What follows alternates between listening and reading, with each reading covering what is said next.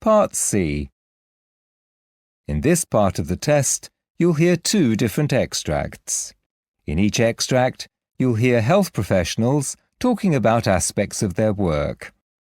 For questions 31 to 42, choose the answer A, B, or C, which fits best according to what you hear. Complete your answers as you listen. Now look at Extract 1. Extract 1. Questions 31 to 36. You hear Dr. Pietro Everall giving a presentation on the subject of cholesterol. You now have 90 seconds to read questions 31 to 36.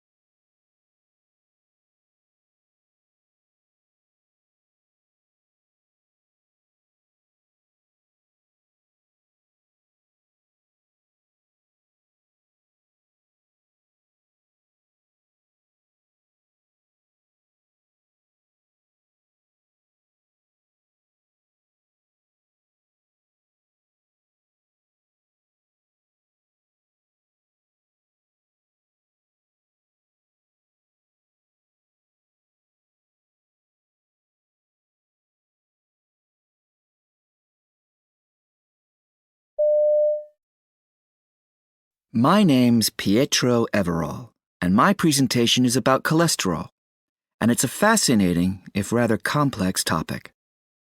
And that probably accounts for why, amongst our patients, there's a lot of misunderstanding about the role of cholesterol and about when and why it represents a health issue. To my mind, this largely results from the rather loose use of the word, particularly by journalists and others, that leads to cholesterol being perceived as a bad thing in the patient's mind. As doctors and nurses, we have to find a way of telling our patients exactly what cholesterol is, in simple terms, and why it's important. And that means going back to the basic science. It's long been established that cholesterol, by helping to move fat around the body, taking it to organs that need it, is essential for health. That without it, the body wouldn't be able to function. But when it becomes oxidized or damaged, cholesterol can contribute to the buildup of plaque in the arteries, increasing the risk of heart disease and stroke. So, we often talk to patients about good and bad cholesterol as a way of avoiding more technical definitions, because there are different types of cholesterol particles. For example, low-density lipoproteins, often called LDL particles, are more likely to become oxidized and contribute to buildup of plaque, whereas larger, high-density or HDL particles are less likely to. So the labels good and bad, although simplistic, can help patients to see that we need to look at the whole picture rather than just focusing on the total amount of cholesterol in the body. And also that advanced lipid testing is important because it gives us information about the different types of cholesterol particles and helps us identify patients needing treatment. But patients can be reluctant to engage with the issue of cholesterol. As we know, when it comes to treatment, early intervention is key. But patients don't always see this. One thing they find hard to grasp is that although they feel perfectly fit and healthy, high cholesterol can be building up inside blood vessel walls, narrowing them and reducing blood flow to the heart and brain, thereby increasing the risk of cardiovascular problems.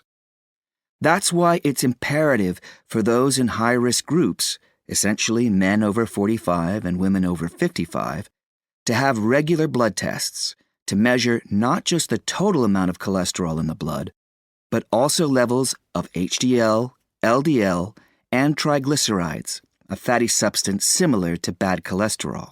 And preventative medicine has a key role to play here. It is estimated that 60% of adults in high-risk age groups have raised cholesterol levels, and whilst genetic factors are sometimes in play, in most cases it's just the result of poor diet, obesity, and lack of exercise, often reflecting the habits of a lifetime. So it's clear that we should be talking to younger patients about these issues too, and not just about diet and exercise either. There's research to suggest a link between stressful situations and how the body metabolizes fat. And that's in addition to the fact that stressed out people are more likely to smoke or have poor diets. So, we should be underlining the need for a good work-life balance, for taking regular breaks and managing stress levels in the workplace, long before patients enter the high-risk demographic. Traditionally, statins have been the most commonly prescribed medication for high cholesterol. And that generally means a daily dose, taken orally for life. Statins lower LDL levels by slowing down the production of cholesterol in the liver.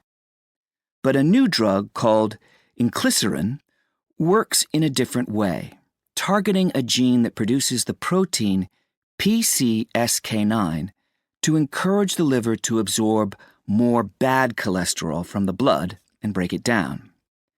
As well as only requiring twice-yearly injections, making it much more convenient, the drug has fewer side effects, which, with statins, can include headaches and digestive problems, and studies show that treatment can reduce cholesterol by up to 50% in as little as 2 weeks. The drug's an example of what's called gene silencing. This is a unique mechanism that aims to disrupt the delivery of messages sent out by a gene that can cause illness. In the case of cholesterol, of the protein PCSK9. It doesn't touch the gene itself, an idea about which people do get nervous, and it bears no relation to things like gene editing, which also gets a bad press. The first such medication was a drug called Partizan. That was licensed in 2019 to treat amyloidosis, and work is continuing on similar drugs that could treat things like Huntington's disease and preeclampsia. So, in rolling out these injections to control cholesterol, we should be looking at the future of how all disease will be treated.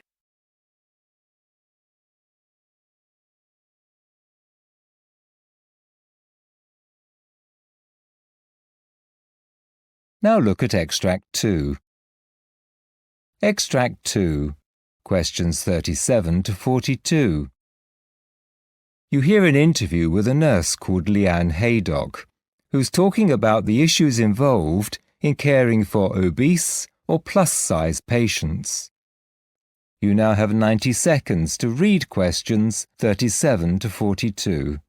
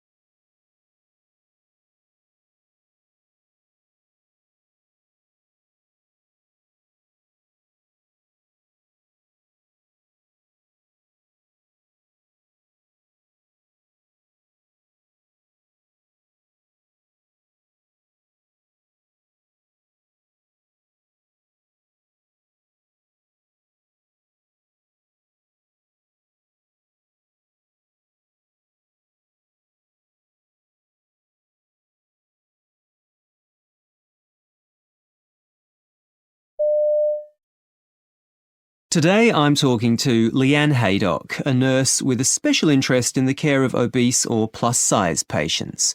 This is a real issue, isn't it, Leanne? It is.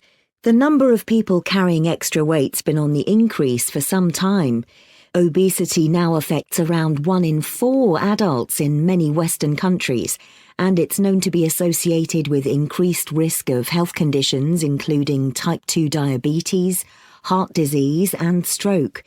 But we shouldn't forget that the reasons for this increase are complex and often very challenging to understand. So addressing the root causes of the issue isn't the job of health professionals on the front line. Our job is to offer optimal care for these patients. And this means moving away from treating them as the exception to the rule, towards making them an integral part of what we do. I'm committed to that idea, but making it happen is easier said than done. It means a major shift in both attitudes and policies. So what sort of attitudes towards plus-size patients have you come across? One issue they face is the very common misconception that they're somehow responsible for their size, that it's simply a lifestyle choice. Even amongst health professionals, you'll get comments like, if they just lose weight, there wouldn't be an issue. This is so unfair because the reasons for obesity are enormously varied and complex, and I find comments like this very disheartening. I can understand that it's human nature to judge other people, to wonder why someone's become so overweight, to feel that it was somehow avoidable, but none of that justifies offering this patient group anything but the best possible standards of care, and that's what we should be aiming for. But treating them must involve adopting a different approach sometimes. Yes, but we need to focus on finding the best flexible approach that works for all patients. Get away from the idea that the plus-size patient is unsuitable for the setup we have in place. For example, it's the bed that's not suitable, not the patient who's too big to fit the bed. The notion of an average-size patient lying on a bed that isn't large enough, or being expected to use a commode that's too small for them, would be rightly regarded as inappropriate and undignified care. Ensuring that plus-size patients have appropriate equipment and that everyone knows how to use it is crucial. And specialised equipment is available? It's not that the equipment doesn't exist. There are specialist versions of most things, from hoists to mobility aids to commodes. The problem is getting hold of these things in many hospitals. That's partly because traditionally it hasn't been a priority for funding, and policies haven't kept pace with changes in society. But there are other issues here too. What really causes headaches is where you can order, say, a large bed, but the doors, corridors and stairs aren't wide enough to get it to you. Many older hospitals weren't designed with the needs of plus-size people in mind. So even if you get the large bed in place, is there enough space for patients and staff to move around easily, and so on? But clinicians have other concerns, especially around safety issues, don't they? Well, yes. For nurses in particular, one major concern involves moving and manual handling. If a patient's carrying a lot of excess weight, then more staff may be needed, and there's a greater risk of somebody getting hurt. Turning a patient in bed, transferring to a chair, supporting a limb, all become much more complex and sometimes daunting if the patient is plus size. Clearly, what's needed is a risk assessment, and information sharing is central to that.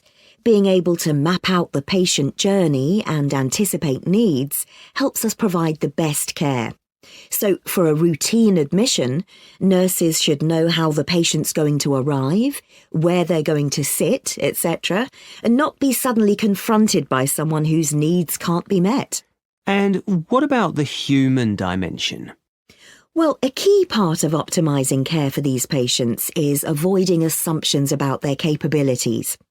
Nurses should have conversations with patients, ask how they normally handle specific tasks at home, and see if this can be adapted into the healthcare setting. As one patient put it, "We know we're large. We might be living under some delusion about the extent of it or the damage that it may do to our long-term health, but we're not unaware.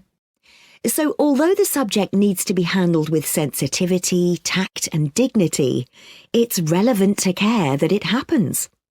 And another important thing to remember is that the patient may feel worried on your behalf and be keen to work with you to reduce any risk.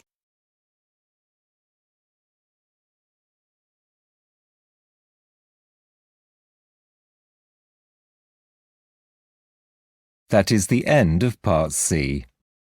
You now have 2 minutes to check your answers.